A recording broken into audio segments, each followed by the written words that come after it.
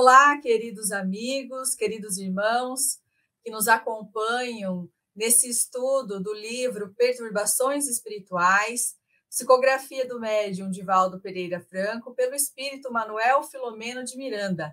O nosso grupo de estudos, Sueli Caldas Schubert, saúda a todos e convida para que possamos nos unir em pensamento e em coração para pedir a Deus que abençoe os nossos trabalhos deste encontro.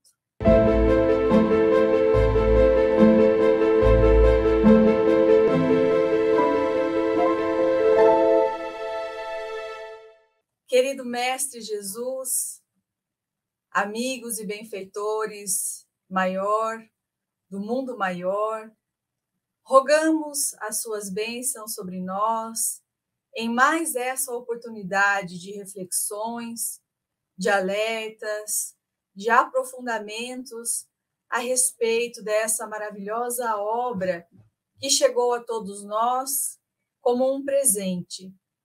Que os corações aqui reunidos recebam igualmente as bênçãos do mais alto, nos amparando, nos asserenando, nos envolvendo na paz de Jesus. Gratidão, Senhor, pela vida e por mais essa oportunidade. Fica conosco, hoje e sempre.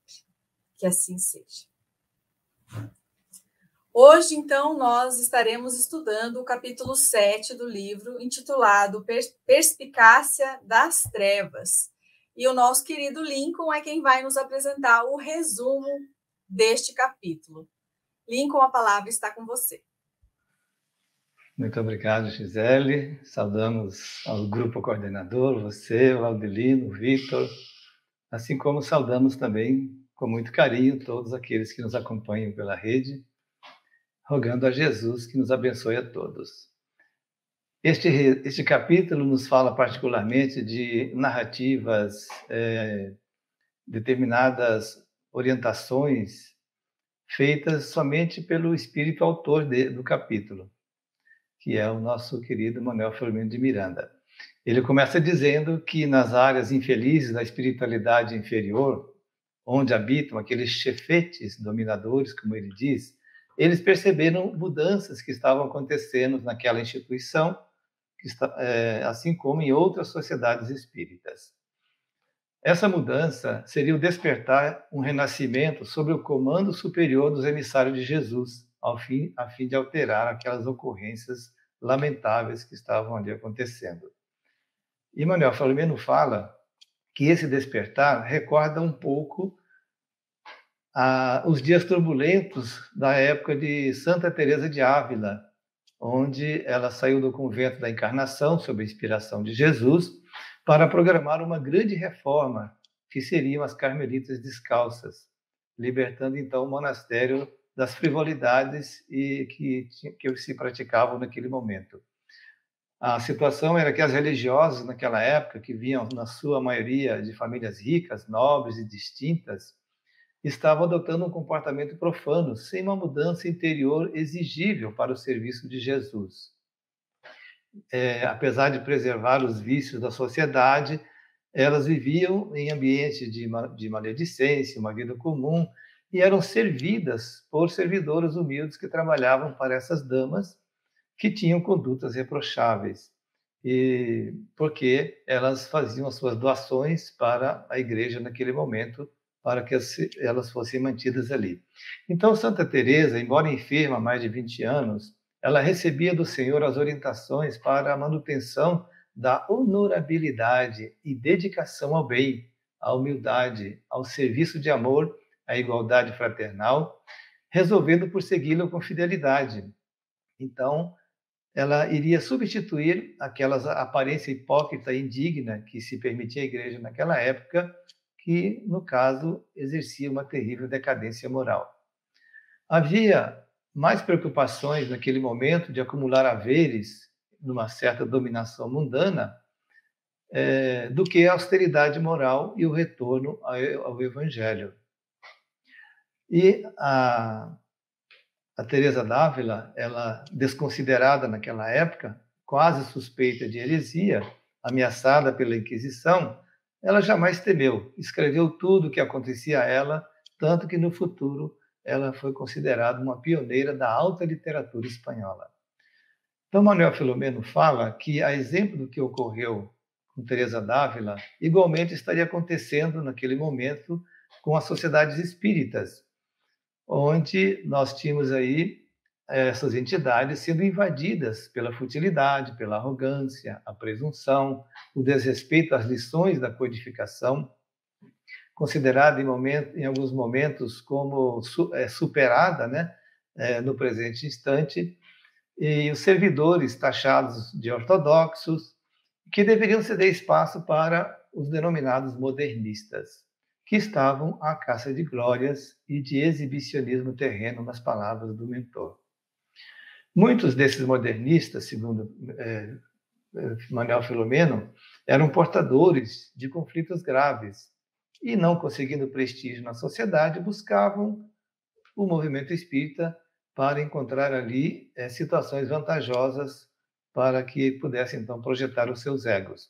Espíritos vulgares e cruéis, adversários do bem e do progresso, davam, então, inspirações a esses grupos de pessoas, criando uma psicosfera pesada, lutas de poder, lutas pelo destaque, tornando-se comum ao lado da maledicência, da calúnia, da irresponsabilidade e o desprezo pelas condutas cristãs, semelhante àquelas praticadas pelos primeiros servidores de Jesus.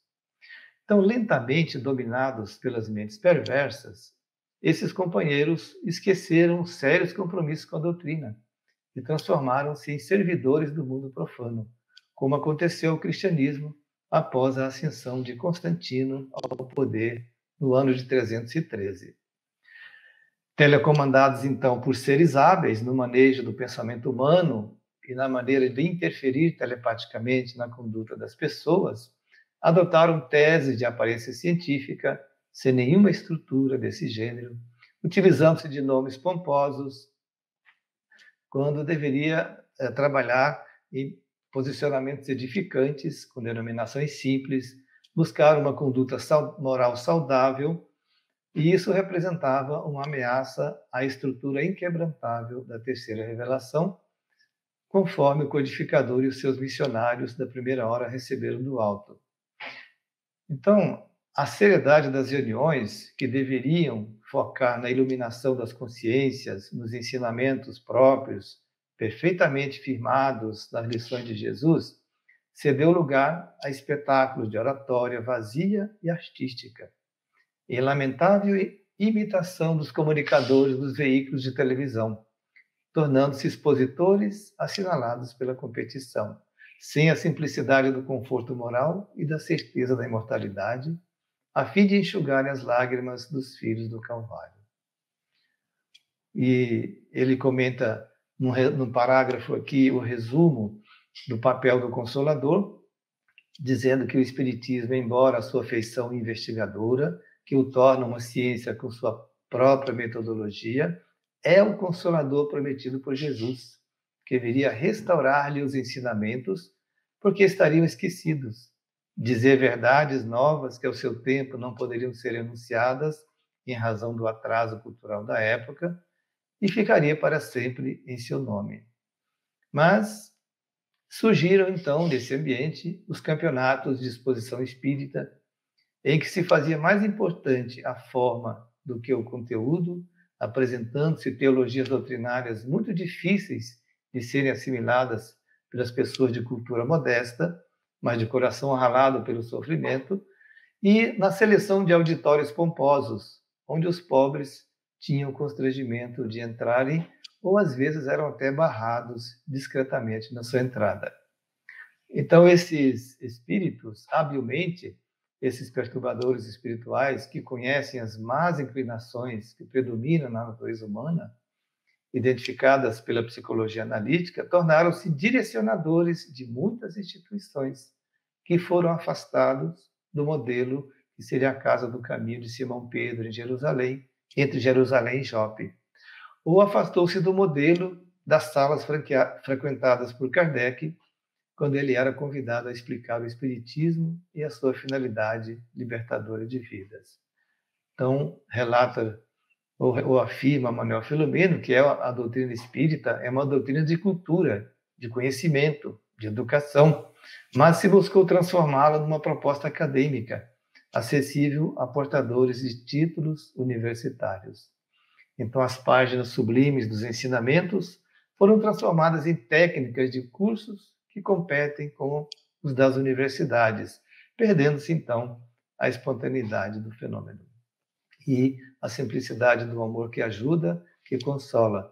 Então, descendo ao abismo das misérias humanas para promover o consolo.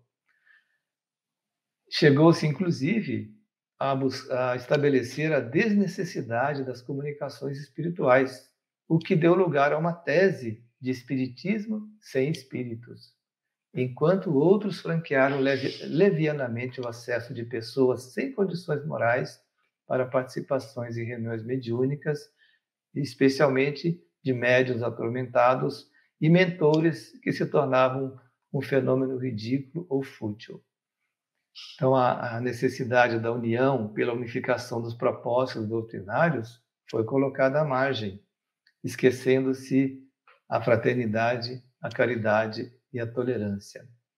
O autoritarismo implantou-se em certas sociedades que deveriam ser acolhedoras e verdadeiramente cristãs, que evocassem as antigas catacumbas e os redutos de apoio ao sofrimento dos párias espirituais de todos os tempos. Então, neste ambiente, os mentores espirituais passaram a comunicar-se em quase todos os núcleos, com advertências para a revivescência da fé racional e fraterna, para a construção da família amorosa, que tem Jesus como guia e modelo, e alertando também para os perigos da projeção do ego, das fanfarras disfarçadas em atividade doutrinária, apontando também, Manuel Filomeno, os meios inadequados para se conseguir dinheiro para o financiamento das atividades, especialmente de assistência social, procurando métodos decadentes da sociedade, trazendo-os para dentro do centro espírita.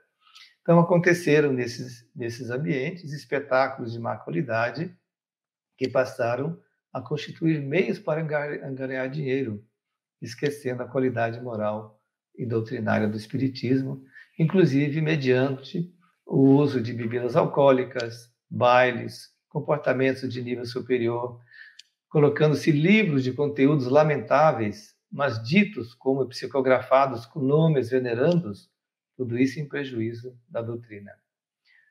Foram esquecidos, então, nesta realidade, os princípios essenciais.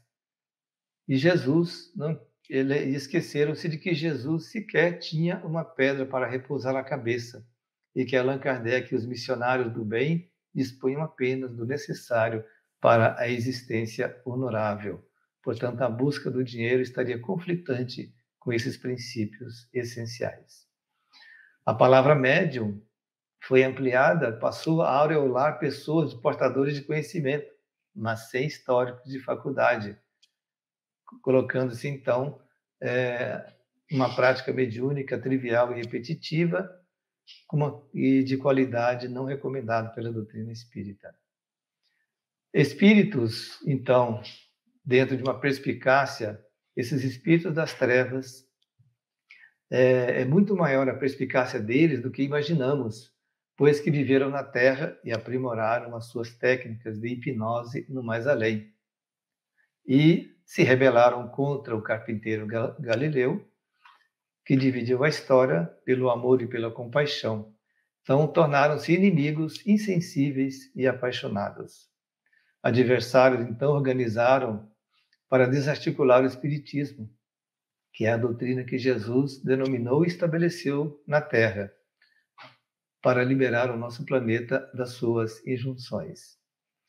Então, nesse ponto da narrativa, Manuel Filomeno faz um brado: ó irmãos da Terra, que tendes feito do manancial sublime da fé libertadora que Jesus vos oferece como archote iluminativo para a travessia do vale de sombras, no rumo da perene madrugada rica da imortalidade? Advertências dos espíritos felizes e sofredores chegam a todos, orientando-nos a respeito das comunicações sérias e também dos exemplos de sofrimento que se enfrenta após a desencarnação, como fruto daquilo que nós fazemos durante a nossa vilegiatura carnal. Mas, coloca Manuel Filomeno, tende ânimo e estai atentos para as vossas responsabilidades, pois conheceis a vida além túmulo, e o retorno ao grande lar é inevitável. Nós prestaremos contas do tempo e do conhecimento utilizado aqui na Terra. Vigiai as nascentes do coração, de onde procedem tanto o bem quanto o mal. Despertai e reflexionai com mais tento, porque vosso é o compromisso de alta responsabilidade, por tratar-se de seu caráter imortal. Muitos parecem que viverão eternamente no corpo, diz Manuel Filomeno, buscando os valores da matéria. Somos apenas espíritos mergulhados na matéria temporariamente. E as sintonias insanas que estamos mantendo com esses mensageiros das trevas estão provocando todos esses danos a quem os pratica e também a doutrina espírita. Então, tudo é questão de sintonia, diz Manuel Filomeno.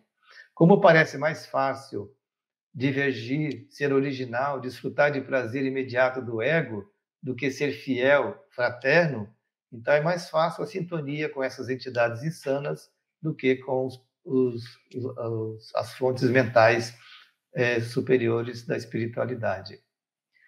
Jesus, então, diz Manuel Filomeno, não nos solicitou que vencêssemos montanhas e atravessássemos desertos inóspitos, ou mergulhássemos nos abismos oceânicos para servi-lo. Somente nos solicitou que amássemos uns aos outros.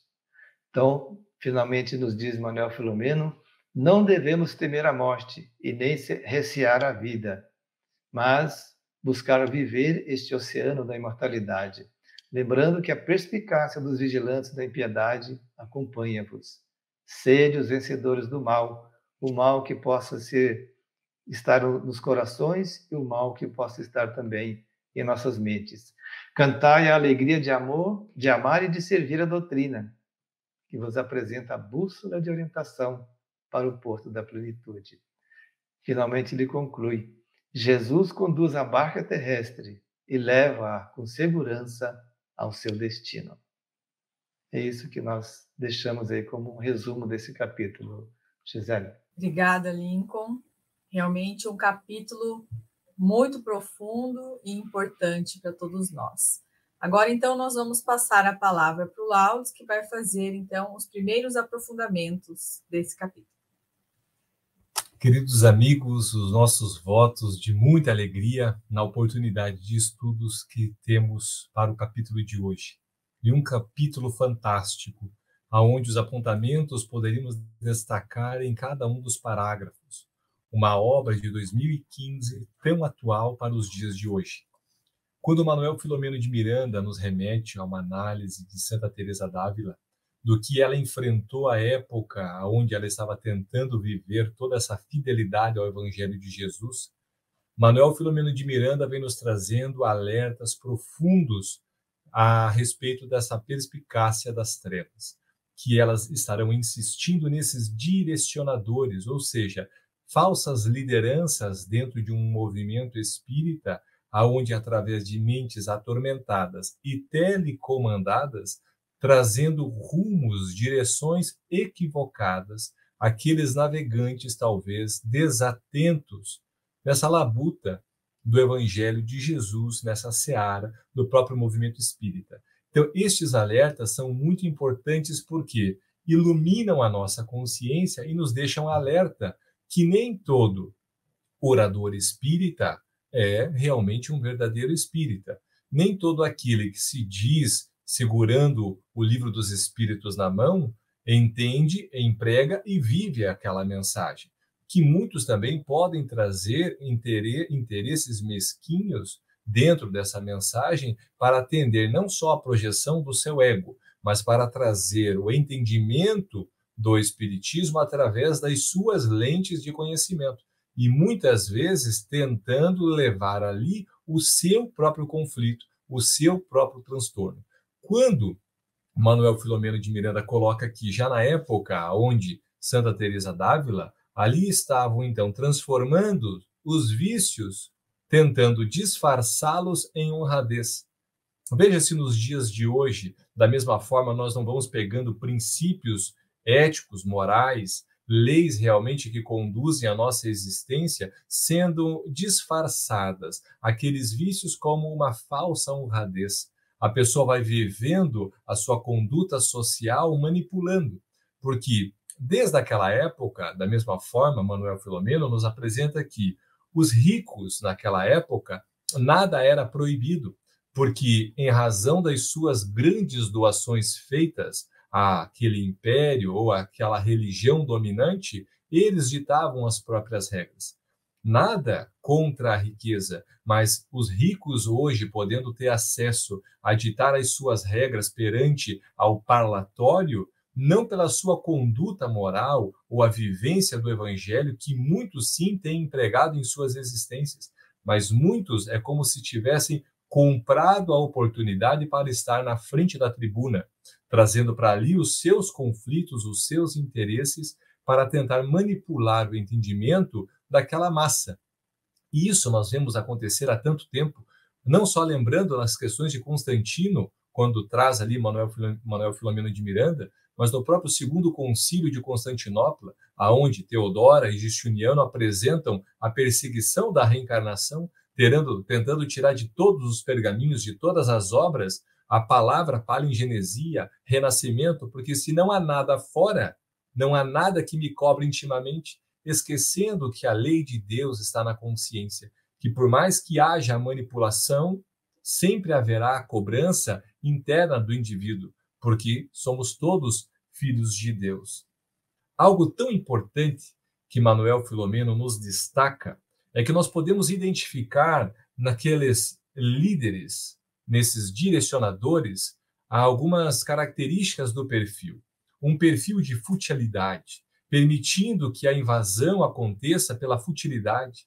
A pessoa apresentando o seu perfil de arrogância, presunção, desrespeito àqueles colegas que servem o evangelho através da caridade desinteressada, aqueles que também doam-se para o serviço dessa seara, um desrespeito. O desrespeito especialmente às lições da codificação, porque permitindo com que essas futilidades invadam o programa doutrinário, aonde a doutrina deveria elevar as mentes a despertar as consciências, a futilidade vai ganhando corpo.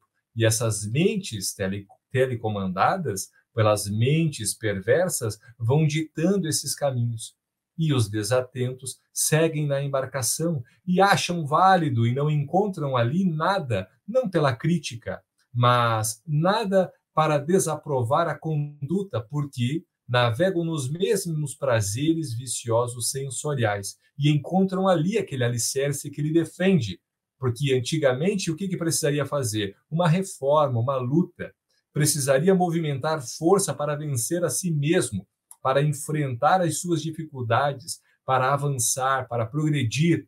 E agora talvez seja mais fácil, porque naquele parlatório está também alguém equivocado, não só falando em nome do Evangelho, mas dizendo os seus entendimentos para tentar apresentar a defesa da sua conduta equivocada.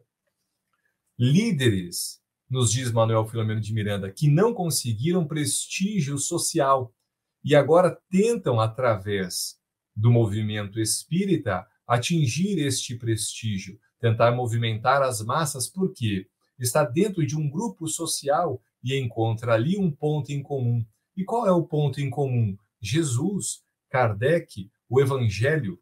Mas, de acordo com o seu entendimento, manipulam essas informações para tentar despertar o seu próprio prestígio social. Traz que, além de ter as mentes perversas, adotam teses de aparência científica, apresentam nomes pomposos da sociedade científica, artística, para tentar, de alguma maneira, apresentar a projeção egóica, a personalidade. Apresentam ali nomes pomposos de uma ciência que não tem nenhuma ligação com a ciência espírita, quando pegamos para estudar o Livro dos Espíritos, na sua introdução, no item 7, nós vamos ver ali Allan Kardec descrevendo exatamente a ciência espírita.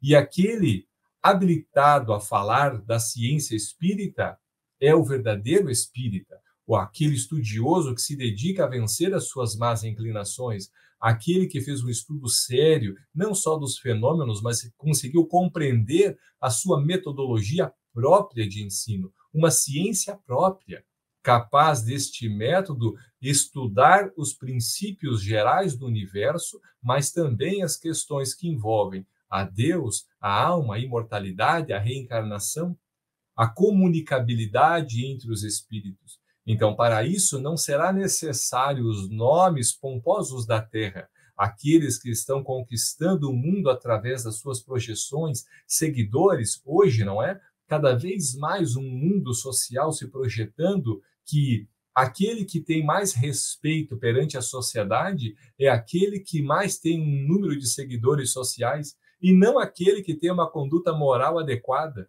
não aquele que emprega o seu tempo dedicado às suas horas a servir o próximo, a enxugar as lágrimas. O que nós vemos? Estamos esquecendo da conduta e a reforma moral.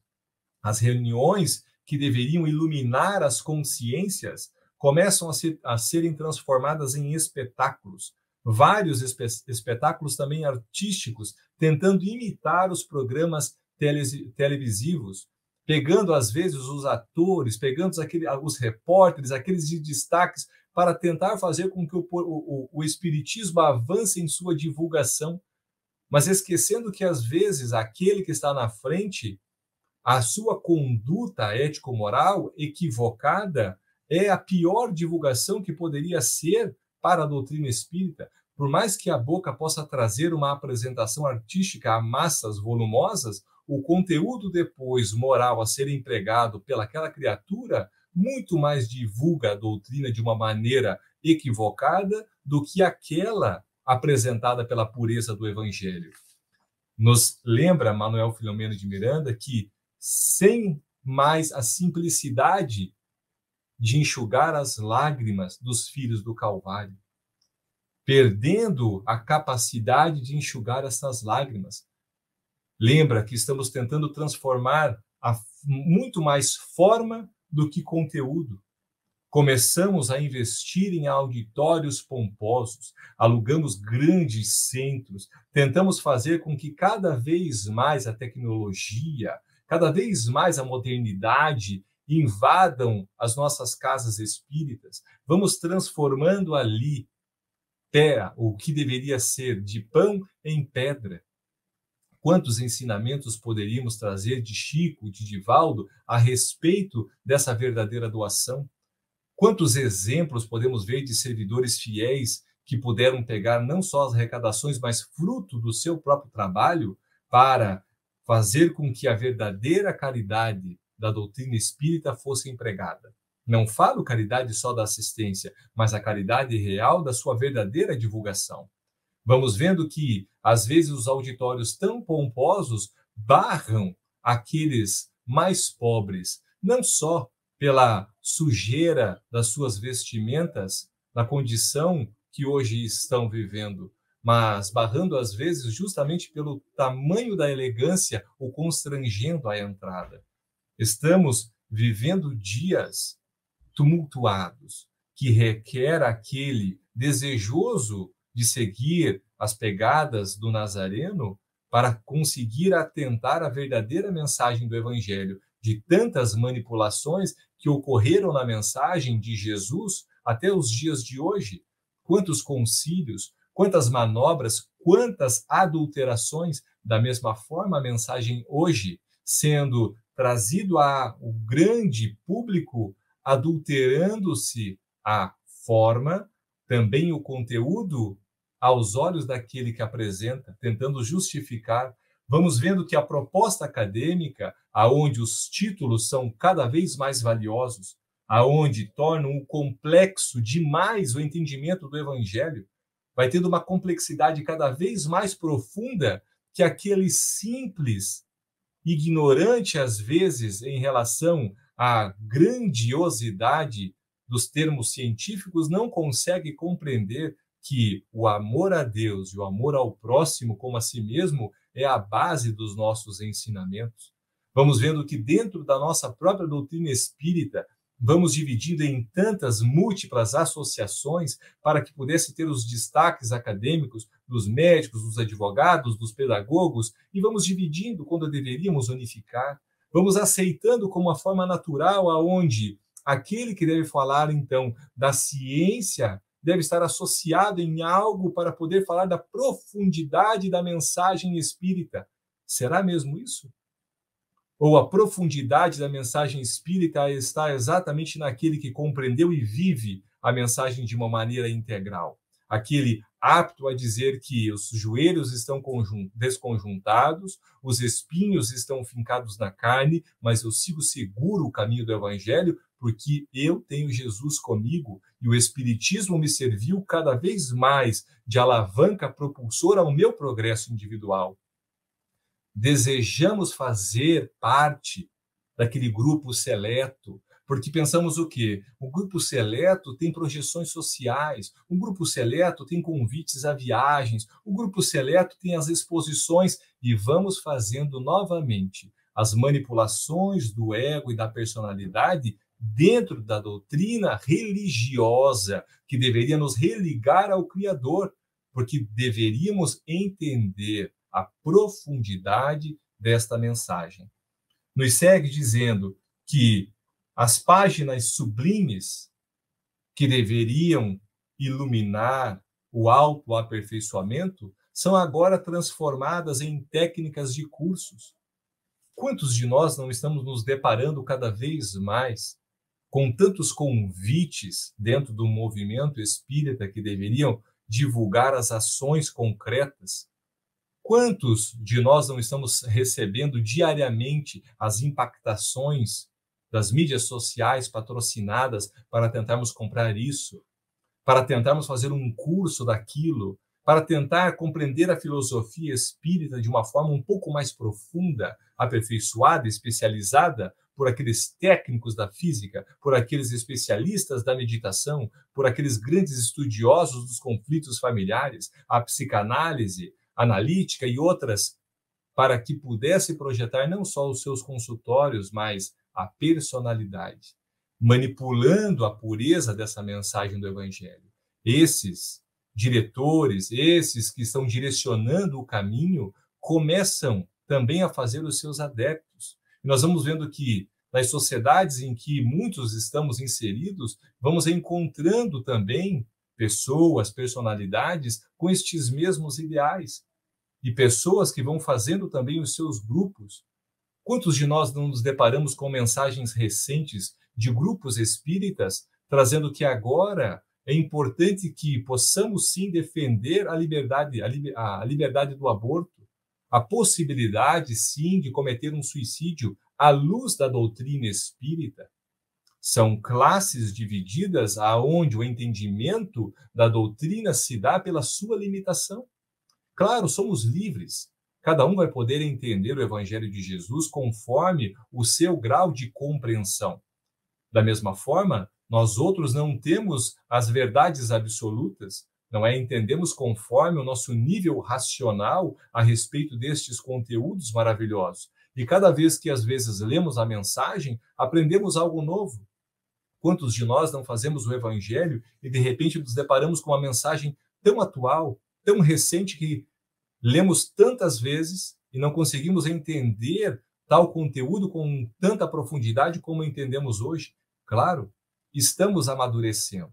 Agora, amadurecer trata-se exatamente de encontrar essas anfractuosidades da nossa alma, do nosso espírito ainda inferior necessitado de progresso. E não deixar-se manipular porque a pensar, não, o espírita, ele não pode julgar. Não trata-se de um julgamento externo, mas interno. Julgamento de que forma? Eu não entrarei neste barco, porque este barco eu já entrei muitas vezes. E para isso eu preciso fazer o julgamento interno, porque se eu não fizer, eu enterro a minha razão. O talento que eu vim em jornada reencarnatória vai estar enterrado e eu vou prestar conta porque me deixei levar com aquela falsa impressão de estar vivendo o evangelho. A docilidade, não, eu não posso julgar o irmão. Mas como não? Vai entrar naquela mesma embarcação que vai levar à queda, a pedra de tropeço que tantas vezes nós já tropeçamos? Não trata-se de um julgamento do irmão, mas da conduta, da mensagem. E dali para podermos direcionar um caminho para não nos deixar entrar nessas mensagens que as mentes atormentadas perseveram de uma maneira constante, aonde estas guerras entre os espíritos inferiores perante a mensagem pura do Cristo vem se dando ao longo dos milhares dos anos. E isso não será interrompido agora. Isso segue. Mas qual é a minha conduta perante essas investidas do mal? Eu tenho a perseverança de me manter firme, por mais que eu possa, no decorrer da jornada, encontrar os adversários, porque o adversário que se faz é aquele que deseja competir, porque aquele que não deseja entrar nessas competições mundanas, transitórias, da projeção da personalidade, é aquele que entende que estamos todos vinculados no mesmo time, gravitando perante essa unidade divina, e por mais que possamos discordar, estamos unidos, unificados. Aprimoramos um lado, o outro cede um pouco e mantemos juntos a escada evolutiva. Eis aí a unificação proposta por Lins de Vasconcelos, quando nos apresenta o Conselho Federativo Nacional, que deveríamos fazer com que todas as federativas pudessem orientar o movimento, orientar de forma que todos os espíritas e as casas pudessem seguir orientações seguras, o que não vemos acontecendo de uma maneira integral para as casas espíritas, que sofrem, porque hoje basta eu criar uma página, um canal, e começo a divulgar a mensagem, trazer seguidores, e me transformo naquele que é seguido, imitado de uma maneira a projetar verdades incompletas, meias verdades. A luz da doutrina espírita projetada perante a minha luminosidade. Que possamos refletir qual é a minha conduta, porque os alertas deste capítulo deveriam ser um livro de cabeceira, não só aqueles que se dedicaram e se colocam um nome à disposição de servir a doutrina espírita para o serviço de uma casa espírita, de um centro espírita, mas todo aquele que tem interesse de servir o Evangelho de Jesus, à luz da doutrina espírita, de maneira fiel. Essas seriam as colocações que eu teria para o capítulo de hoje. Pela atenção, muito obrigado. Obrigada, Laudes. Nós diríamos que é um capítulo de tirar o fôlego, assim como foram as suas considerações. Agora, então, nós vamos passar para o Vitor, dar continuidade aos aprofundamentos. Vitor, a palavra está contigo. Muito obrigado, Gisele. Nossas saudações aos irmãos e irmãs que nos assistem nessa oportunidade, em que nós vamos dar seguimento às considerações referentes ao capítulo número 7 deste livro, Perturbações Espirituais. E o Laudes já me ofereceu assim uma estrada bem pavimentada, porque isso tudo que ele relatou, principalmente na parte do meio para o final dos seus comentários, está justamente dentro do tópico que eu escolhi para trabalhar. É a respeito dessa perspicácia das trevas. Por que isso ocorre? Como que ocorre? Desde quando ocorre? E por que ocorre? Porque isso não é fortuito. Se existem as projeções do ego de forma infantil por parte dos espíritas, isso não é construído de uma hora para outra. Isso não é só daquela personalidade ou daquela grupo de personalidades, mas sim também de um outro grupo que estagia numa dimensão diferente da nossa encarnada. Então, nós vamos começar por uma nota de André Luiz, que está no livro Libertação, do Espírito Gúbio, ele se referindo aos dragões, ou também / espírito das trevas, / anticristos, que são espíritos caídos no mal desde eras primevas da criação do planeta e que operam em zonas inferiores da vida. Ao ler essa nota no livro Libertação, eu fiquei pensando, né? Não seriam esses primeiros contingentes que estavam como remanescentes daquele orbe lá atrás, quando Jesus os convida para um reajustamento de posicionamento com respeito à moral e utilizando a moral, guiando o conhecimento que eles tinham, porque eram espíritos inteligentíssimos. A grande maioria desses companheiros já retornou àquele orbe de onde eles conseguiram a adesão do Cristo para as suas reformas interiores. Mas grande parte ainda permanece entre nós. Eles seriam aquelas pessoas que não conseguiram abandonar a sua virulência, a sua crueldade, seus vícios morais, e que ainda, segundo Emmanuel, muitos deles estagiando ainda na Terra, mas ainda brutos no sentido mais percussiente da palavra. E, então, o que ocorre nessa condição desses espíritos? A gente vai perceber essa relação quando vamos estudar a influência dos espíritos. É famosa aquela frase: influem os espíritos em nossas vidas. Os espíritos falam a tal ponto que eles nos dirigem. É bem mais do que a gente possa supor. Então, Manuel Filomeno, ele coloca de maneira magistral nos seus posicionamentos: estais sob vigilância de ativos mensageiros da treva, embora vos encontreis amparados pelo amor do Mestre inovidável. Nada obstante, a questão é de sintonia. Porque alguém pode perguntar, naquilo que o Laudo estava falando, como que pode uma diretoria de uma casa espírita permitir que tais excrescências possam acontecer, que se venda livros sem conteúdo, que se projetem pessoas que querem aumentar a sua clientela, etc., etc.? Como que isso pode? Então, a casa não tem proteção espiritual? A casa não tem defesas? Será que ninguém naquela diretoria questiona? Não é só isso. Né? Nada obstante, igual o Manuel Filomeno fala, da vigilância dos benfeitores, a questão é de sintonia. E isso não há questão de você colocar impeditivos, porque a sintonia é mental. Não adianta ter proteção contra espírito se eu entro com aquela pessoa comigo na casa espírita, se eu levo aquelas ideias, eu sou telementalizado. O espírito não precisa estar comigo, basta eu estar na mesma faixa. Então, isso é um trabalho que esses grupamentos fazem com perfeição, porque eles são perspicazes. Perspicácia, eu até peguei aqui, significa o quê? Astúcia, agudeza e rapidez de percepção, argúcia, entendimento, esperteza. São ágeis, são sagazes, né? Eu até estou aumentando aqui os sinônimos, porque eles são inteligentíssimos.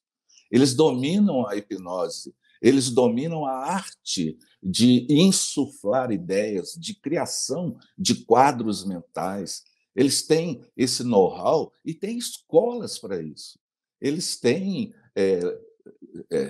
possibilidade de ampliar a sua massa de manobra, porque eles utilizam o temor, a tortura, utilizam a chantagem, e eles vão conseguindo esses adeptos para que façam o trabalho sujo deles. Então, nessa condição é que a gente vai perceber aqui alguns episódios importantíssimos em que eles atuaram ao longo dos tempos. Jesus, não vamos ser tão ingênuos, achar que quando preferiram Barrabás a Jesus, foram alguns que insuflaram. Não, aquilo foi um assédio. volumoso em termos de números e de intensidade espiritual negativa que fizeram esses momentos capitais da época de Jesus. A traição de Judas não foi algo que Judas pensou. O pensamento dele em querer associar ao mundo, vamos dizer assim, encarnado para ter poder, para que Jesus pudesse ampliar a sua mensagem, o seu missionário, a sua missão, né? Isso não foi assim. Isso tem acoplado àquela situação de Judas uma chusma, uma quantidade, um vagalhão, um tsunami de espíritos fazendo esse trabalho por trás dos bastidores. Não foi à toa. Em todos os momentos, Jesus era testado, era tentado pelas perguntas capciosas daqueles fariseus, dos doutores da lei, tentando pegá-lo em armadilhas, em ciladas. Não era fortuito. E com Jesus.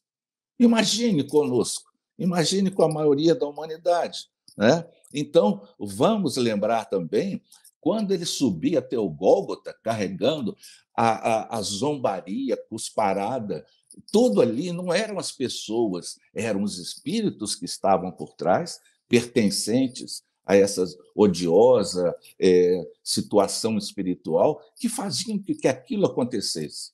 Porque ninguém, ao contrário, Jesus era benquisto, porque ele fazia o bem. Quantos que estavam ali foram beneficiados, ou parentes? No entanto, a onda avassaladora do processo obsessivo ou da ação perniciosa dessas equipes trevosas superam em muito isso, e o mal é feito. Então, a gente vai ver também na negação de Pedro, 3 vezes. Ele também foi assediado. Então, vamos lembrar, Saulo de Tarso, no mesmo episódio, logo depois da crucificação, 2 ou 3 anos depois, no ano 65, mais ou menos, no ano 35. No ano 35, ele vai a uma reunião dos cristãos tentar ouvir sobre Estevão. E ele fica impressionado com o verbo inflamado de Estevão e teve uma altercação com ele no final, e ele ficou tão irado que ele solicita a Sadoc, que manda Neemias lá, para forjar uma delação premiada que ele estava se comportando como herege ou como um blasfemo, falando que Jesus era maior que Deus. E isso o Sinédrio não poderia... Naquela hora que ele estava pensando e redigindo, ele não estava sozinho. Existia uma nuvem de testemunhas, não querendo fazer um trocadilho com Paulo, com Saulo, né? Porque depois com Paulo ele vai falar da nuvem de testemunha que ele tinha enquanto Saulo. Ele não assinou aquele pedido, ele não levou aquela discussão a plenário para lapidar Estevão à toa. Existia todo um contexto. E até pegar a carta para perseguir os cristãos, ele também estava submetido a essa injunção odiosa e sinistra e constante, né? Vamos também ver isso nos imperadores, nos senadores, se debulhando em risos ao ver aqueles cristãos sendo massacrados e culpando-os por tudo de ruim que acontecesse, né? Vamos lembrar um outro episódio no cerco a Kardec. Foi uma coisa violentamente triste. Vocês devem lembrar no livro Obras Póstumas, ele se referindo ao Espírito Verdade, sobre a missão dele, ele pergunta: mas que causas poderiam determinar o meu malogro? Seria a insuficiência das minhas capacidades? O Espírito da Verdade fala: não.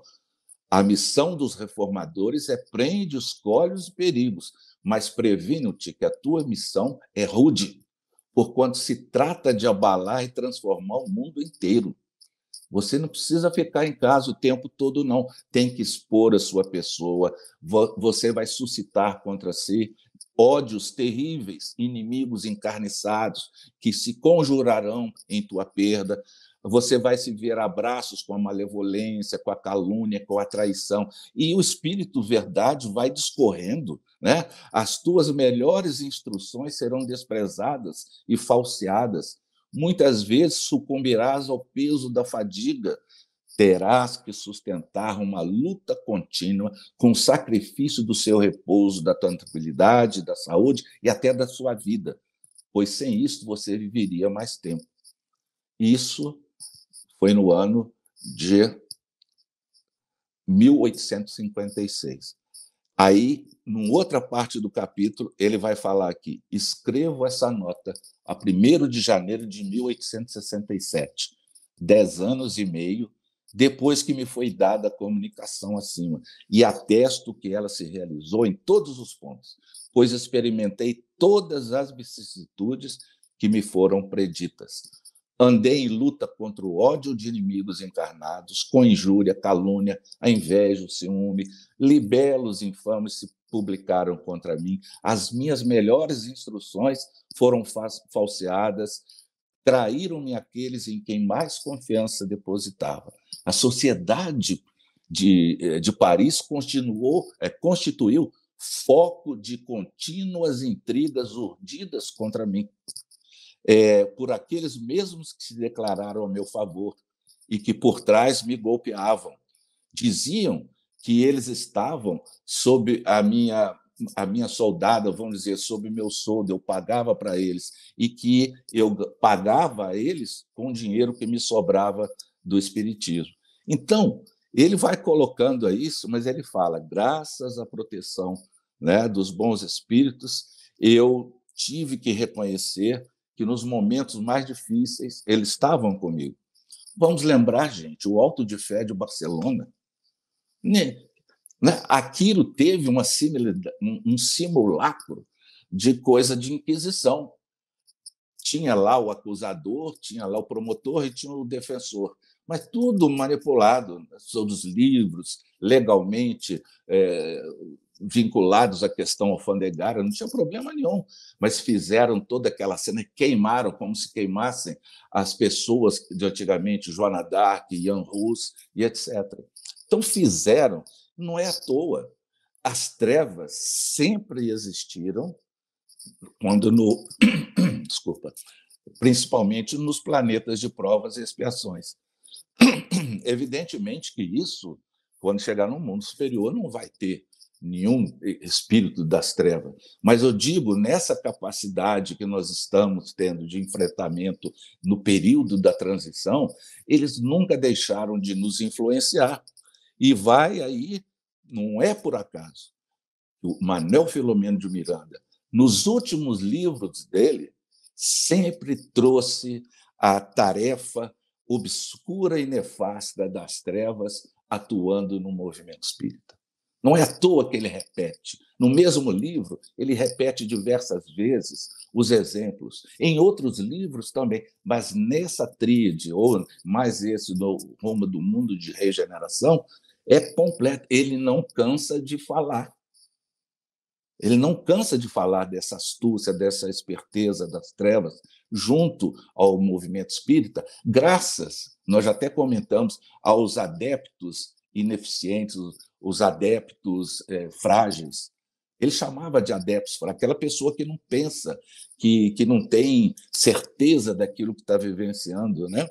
Enfim, o modus operandi das trevas, ele tem situação em você exacerbar. Eles estudam a criatura. É o chamado, ele vai ao desejo central da criatura.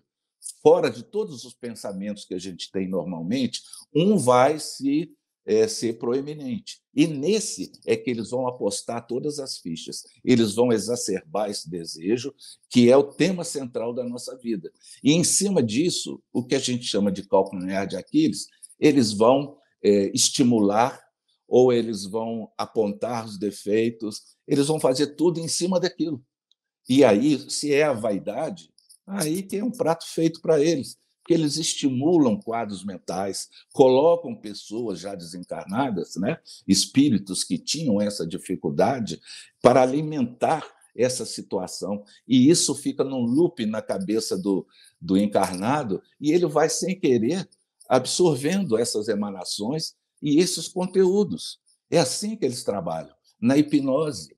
Então, aquela pessoa passa a ser pedra de tropeço. Vamos lembrar da mulher do Gumersindo, que ele já colocou também, o Manuel Filomeno. Ela era dada crise de ciúme por causa do Gumersindo, com a médium, esqueci o nome, Martina, não? Bom, esqueci, daqui a pouco eu lembro. E o que acontece? Acontece que aquela criatura queria fazer um escândalo para criar uma ruptura naquela casa espírita, e utilizam a pessoa invigilante. Por que eles não foram em cima do Gumersindo? Porque ele tinha estrutura para superar. Então, eles procuraram alguém ali que vivia para ser a pedra, a cunha onde eles iam infiltrar. E quase que consegue, né? E vamos ver, no caso de Eduardo, que foi amplamente citado outro dia mesmo, da gravidez, né? Era um presidente. Então, tinha outros que a gente vai perceber, um outro presidente que pegava dinheiro da contabilidade. Mas como é que pode, na casa espírita, um presidente pegar dinheiro? Mas tem, tanto é que Manuel Filomeno de Miranda coloca esse exemplo. Então, não é para dizer, para a gente ficar triste, não. É para dizer a audácia desse pessoal. A audácia. Eles, além de serem sagazes, eles são audaciosos. O mal é audacioso. Então, a gente não é um confronto, é uma questão de vigilância. Aí vamos lembrar o que o Manuel Filomeno de Miranda fala aqui no final. Ele vai dizer assim, no vocativo, ó irmãos da terra. Parece que ele está fazendo um alerta, né? O que a gente tem feito do archote da fé libertadora, esse archote iluminativo, para clarificar nossa mente, para a gente não entrar na esparrela, né? Estais atentos às vossas responsabilidades, né? A instalação da culpa, a gente vai ter uma dificuldade muito grande, porque a gente vai prestar conta da aplicação do tempo e do conhecimento. E pede para que a gente vigie as nascentes do coração. Os sentimentos, como que a gente tem trabalhado essa relação do espiritismo na vida prática. Porque a parte mais simples de entender Jesus é quando ele fala: somente um mandamento vos dou, que vos amasseis uns aos outros como eu vos amei. Ou seja, Manuel Filomeno amplia, que nos amássemos sem desejar ao irmão tudo aquilo que não anelamos para nós próprios.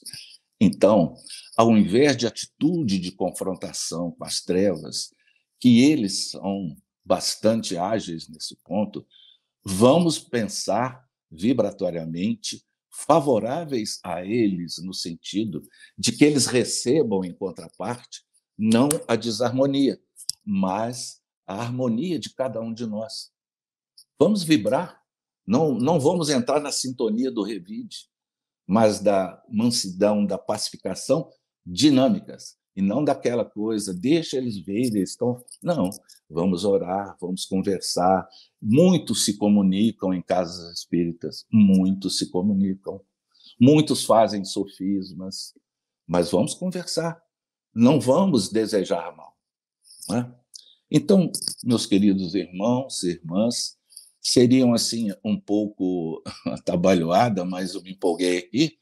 É isso mesmo, é a nossa proposta para os estudos de hoje, que vocês estejam bem, que cada casa espírita seja amparada, porque os benfeitores estão sempre conosco.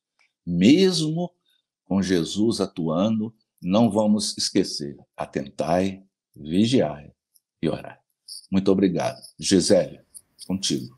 Muito obrigada, Vitor. A sua fala, juntamente com a fala do Laudes, me levou, como também tenho certeza que levou a todos aqueles que nos acompanham, a grandes e oportunas reflexões.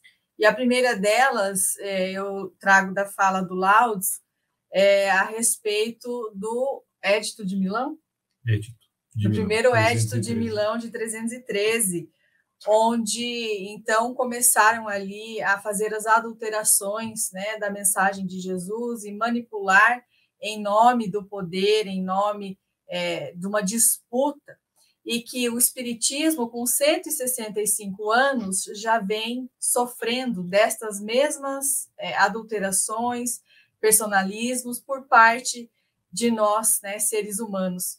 E, assim, quando nós pensamos em doutrina espírita, seria primordial e muito realmente relevante que todos soubéssemos que a doutrina, ela muitas vezes não é representada pelos seguidores e adeptos do espiritismo.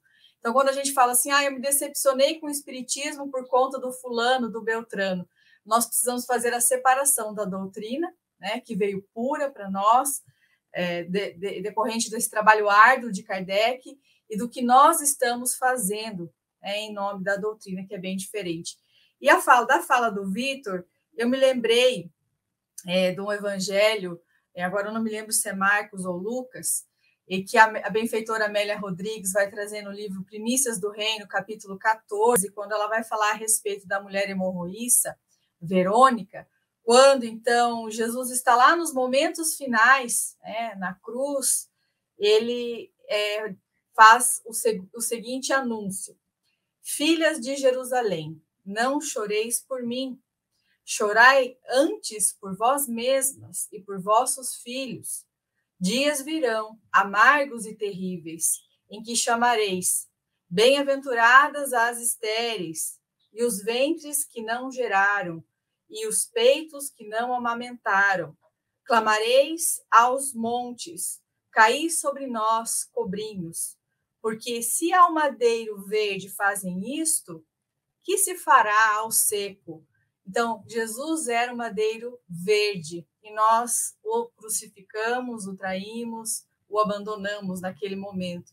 Que possamos realmente seguir essas orientações do benfeitor, trazidas tão bem pelos nossos coordenadores Lincoln, Laudes e Vitor, para atentarmos, orarmos e vigiarmos, como encerrou a fala do Vitor neste encontro. Agradecemos mais uma vez a todos os que nos acompanharam e já deixamos aqui o convite para a semana que vem estarmos juntos mais uma vez para o estudo do capítulo 8. Uma excelente noite para todos e até lá!